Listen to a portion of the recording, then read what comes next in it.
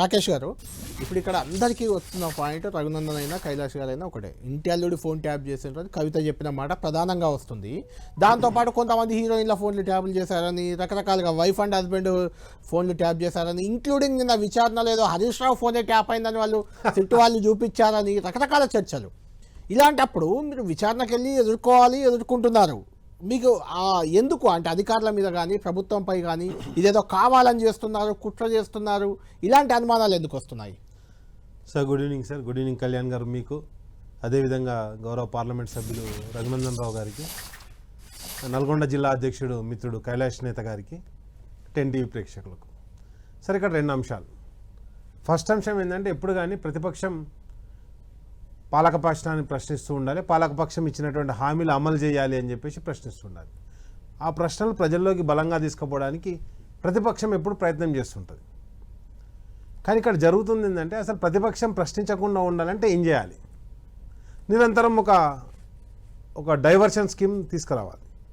ఇప్పుడు ప్రధానంగా ఎందుకు ఇవన్నీ కూడా మనకు కరెక్ట్గా ఒక 3 రోజుల ముందు, సరే ఇప్పుడు జనరల్గా మీరు నన్ను డిస్కషన్ పిలిచారు, కనీసం ఒక హాఫ్ డేనో 1 డే బిఫోర్, రేపు మార్నింగ్ నాకు డిస్కషన్ ఉందనుకోండి, ఈరోజు 1 డే బిఫోర్ చెప్తారు. లేకపోతే నాకు ఇప్పుడు డిస్కషన్ రమ్మంటే కూడా కొంత మినిమం పీరియడ్ ఇస్తారు. ఇస్తేనే కదా నేను స్టూడియో దాకా రాగలిగింది.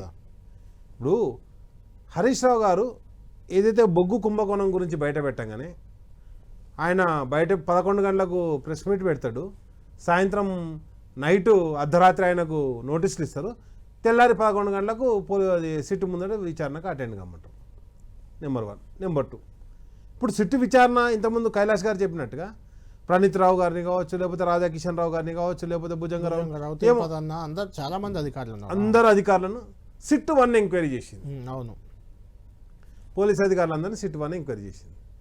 సిట్టు 1 తూ వాళ్ళతో అయితే లేదు, వాళ్ళు కరెక్ట్ ఎంక్వైరీ చేస్తలేరు అని చెప్పి సిట్టు 2 ఏర్పాటు చేశారు. రేపు పొద్దుగల మళ్ళీ తూ ఇదంతా సిట్టు 2 తోటి కూడా సిట్టు అంటే డైవర్షన్. మీకు అది కాళేశ్వరం ప్రాజెక్టు విషయంలో కూడా చెప్తాను. కాళేశ్వరం విషయంలో నేషనల్ డ్యామ్ సేఫ్టీ అథారిటీ ఏది చెప్తుంది అన్నారు, ఆ రిపోర్ట్ వచ్చింది. దాని ఇది national dam safety authority correct లేదని చెప్పేసి విజిలెన్స్ ఎంక్వైరీ అని వేసాను. విజిలెన్స్ ఎంక్వైరీ రాగానే విజిలెన్స్ ఎంక్వైరీ కూడా కరెక్ట్ లేదని చెప్పేసి ఘోష్ కమిటీ వేసాను.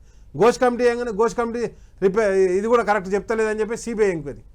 అంటే ఏది మీరు ఒక నిబద్ధతతో నువ్వు ఏది ఎంక్వైరీ చేస్తావు, దేని గురించి మాట్లాడు? రాకేష్ గారు, ఒకవేళ అట్లా మీరు చెప్పిన ప్రకారం అయినా మీకే మంచిది కదా, ఇట్లా కాలయాపన జరుగుతుంటుంది, మీరు దోషులను దొరకరు, మీకెందుకు ఆందోళన? మేము ఆందోళన చేయాలి అంటే ప్రజలకు ఇచ్చినటువంటి హామీలు కావచ్చు, పరిపాలన కావచ్చు, రైతు బంధు వల్లే సార్.